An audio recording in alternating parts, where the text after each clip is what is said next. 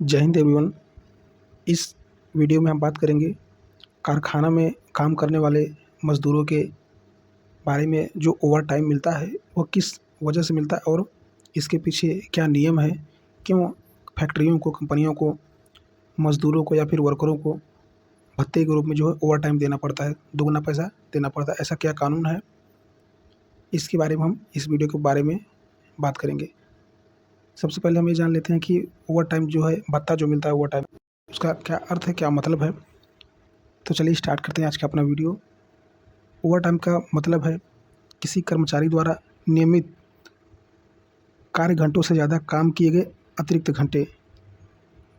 अगर कोई कर्मचारी एक दिन या एक हफ्ते में सामान्य घंटों से ज़्यादा काम करता है तो नियोक्ता को उस काम के लिए अतिरिक्त ओवर टाइम भत्ता देना होगा। सपोज दैट अगर कोई व्यक्ति किसी कंपनी में काम करता है और उसकी ड्यूटी जो है 8 घंटे की है और 8 घंटे के बाद भी वह व्यक्ति कार्य करता रहा उस कंपनी में, तो 8 घंटे के बाद वह जितने भी घंटे काम करेगा वह ओवर टाइम बोला जाएगा और उसे जो है पेमेंट जो उसका होगा वो ओवर टाइम भत्ते के रूप में होगा, जितना वो एक्स्ट्रा काम करेगा 8 घंटे के बाद। उदाहरण के लिए मान लेते हैं, यदि कार्य सप्ताह जो है 40 घंटे का है और कोई कर्मचारी जो है 45 घंटे काम करता है, तो उस दिन जो है अतिरिक्त 5 घंटे काम किए और वो जो 5 घंटा होगा इसके लिए उसे ओवर टाइम मिलेगा। 40 घंटे तो ड्यूटी का हो गया और 5 घंटे ओवर टाइम का। ओवर टाइम भत्ते का मुख्य उद्देश्य यह सुनिश्चित करना है कि कर्मचारियों को उनके द्वारा लगाए गए अतिरिक्त घंटों के लिए उचित मुआवजा दिया जाए। ओवर टाइम वेतन दर कंपनी को प्रकृति के आधार पर भिन्न भिन्न हो सकती है। कहने का मतलब है कि हर कंपनी में अलग अलग नियम हो सकते हैं। कहीं पर अधिक ओवर टाइम दिया जाता हो, कहीं पर सिंपल जैसे नॉर्मल वेटेज जो घंटे का होता है वैसे दिए, कहीं पर डबल होता है।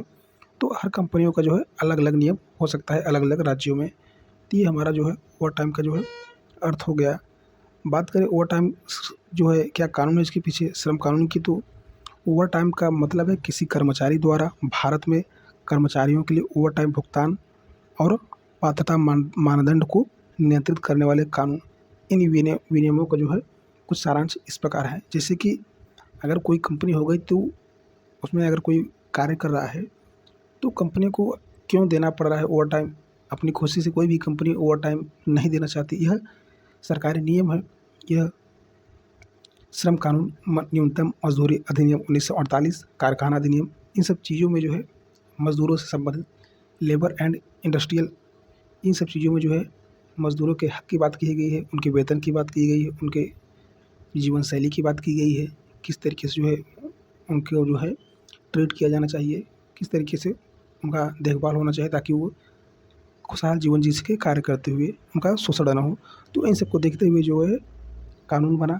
इसमें हमारा न्यूनतम मजदूरी अधिनियम 1948 है, जिससे पता चलता है कि व्यक्ति को जो है किस तरीके से जो है मजदूरी दी जानी है। तो यदि किसी कर्मचारी का न्यूनतम वेतन इस अधिनियम के अंतर्गत प्रति घंटा या प्रतिदिन किसी लंबी अवधि के आधार पर निर्धारित किया जाए या फिर किया गया है और सामान्य कार्य दिवस की तुलना में अधिक घंटे काम करते हैं, तो नियोक्ता को उसे प्रत्येक घंटे के लिए ओवर टाइम देना होगा। जो ओवर टाइम देने का प्रावधान है वह न्यूनतम मजदूरी अधिनियम 1948 के अंतर्गत देना पड़ता है। यह हर कंपनी की बाध्यता है कि उसे ओवर टाइम देना ही पड़ेगा। ठीक, अब उसमें दूसरा पॉइंट है हमारा कारखाना अधिनियम 1948।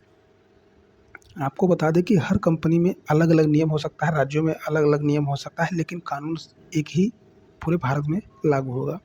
बात करें कारखाना अधिनियम 1948 की, वेतन नियमित वेतन से दोगुना होना चाहिए तथा ओवर टाइम प्रति घंटे 10 घंटे से अधिक नहीं होना चाहिए तथा 4 से 5 घंटे कार्य के बाद ब्रेक अनिवार्य होना चाहिए। ये जो है कारखाना अधिनियम 1948 के अंतर्गत कहा गया है। अगर कोई व्यक्ति लगातार काम कर रहा है तो अगर 5 घंटे 4 घंटे हो गया तो उसे जो है ब्रेक मिलना ही चाहिए। यह सरकारी नियम है।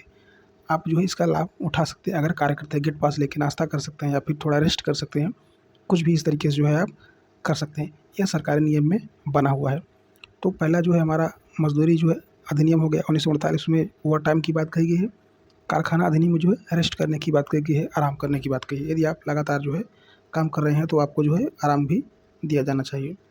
बात करें कारखाना अधिनियम के अनुसार ओवर टाइम की, तो इसके अंतर्गत कहा गया है कि कारखाना अधिनियम 1948 की धारा 59 धारा 59 के अनुसार जो कर्मचारी एक दिन में 9 दिन से 9 डेज एक सप्ताह में 48 घंटे काम करते हैं, उन्हें अतिरिक्त काम के लिए घंटों के लिए सामान्य जो है वेतन से दोगुना वेतन मिलना चाहिए। धारा 59 के अनुसार 59 के अनुसार अगर 9 घंटे सप्ताह में 48 घंटे से अधिक अगर व्यक्ति काम करता है तो उसे दोगुना वेतन मिलना चाहिए। यहाँ सामान्य वेतन से तात्पर्य मूल वेतन से जो कर्मचारी को भत्ते सहित मिलता है, यानी कि बेसिक सैलरी, तथा इसमें बोनस और ओवर टाइम काम करने के लिए अतिरिक्त वेतन शामिल नहीं है। अब ऐसा नहीं है कि आप ओवर टाइम करें तो आपको ओवर टाइम का बोनस मिलेगा भविष्य में चलकर। नेक्स्ट इसमें पॉइंट है, इसमें ओवर टाइम वेतन की गणना करते समय कंपनी ओवर टाइम काम किए जाने से पहले के महीने में जो है कर्मचारी की औसत दैनिक आय का उपयोग करेगी। यदि कर्मचारी ने पिछले महीने में वही काम जो है नहीं किया है तो उनका वेतन जो है ओवर टाइम वेतन उस सप्ताह की औसत दैनिक आय पर आधारित होती है जब ओवर टाइम किया गया था। तो ये है जो है हमारा कारखाना अधिनियम 1948 के अनुसार जो है ओवर टाइम से संबंधित ये महत्वपूर्ण जानकारियाँ थी। नेक्स्ट हम इसके गणना सूत्र की बात कर लेते हैं। भारत में क्या सिस्टम है उस पर जान लेते हैं। इसके अंतर्गत कहा गया है, अधिकांश उद्योगों में मानक कार्य घंटे प्रतिदिन 8 घंटे या सप्ताह में 48 घंटे होते हैं। यदि कर्मचारी इन घंटों में काम करते हैं तो उन्हें जो है ओवर टाइम मिलता है। भारत में ओवर टाइम वेतन की गणना कुछ इस प्रकार की जाती है, जैसे ओवर टाइम सामान्य प्रति घंटा मजदूरी गुणे 2 ओवर टाइम के द्वारा काम किए गए घंटे, फिर सामान्य प्रति घंटा मजदूरी कर्मचारी की प्रति घंटा जो है मजदूरी दर जिसकी गणना उसके दैनिक या मासिक वेतन के आधार पर की जाती है। ओवर टाइम का मतलब है किसी कर्मचारी द्वारा नियमित कार्य घंटों से किए गए कुल घंटों की संख्या।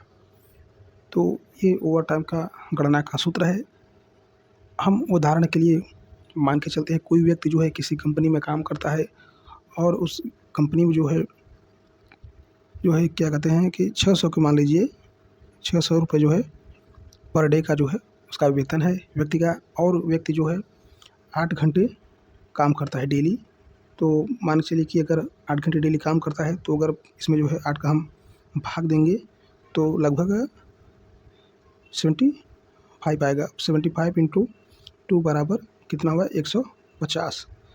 तो कहने का तात्पर्य है कि अगर कोई व्यक्ति कंपनी में कार्य करता है 600 रुपये 8 घंटे का लेता है, 8 घंटे का जो है उसका वेतन जो होगा 75 रुपये होगा। 75 इंटू 2 कहने का तात्पर्य कि ओवर टाइम मतलब दोगुना, तो 75 का दोगुना हो गया 150 150। तो व्यक्ति को जो ओवर टाइम मिलेगा तो वो 150 रुपये प्रति घंटे मिलेगा अगर व्यक्ति जो है सप्ताह में जो है 48 घंटे से अधिक काम करता है। 8 घंटे हो गया और 8 घंटे के बाद भी काम करना पड़ रहा है तो उस व्यक्ति को जो है ओवर टाइम देना पड़ेगा। तो ये हमारा जो है ओवर टाइम का सिस्टम हो गया जो भारत में लागू है। अलग अलग शहरों में अलग अलग नियम हो सकते हैं, कहीं पर 100 रुपये घंटे हो सकते हैं, कहीं पर 150 रुपये हो सकते हैं, कहीं पर 200 भी हो सकते हैं।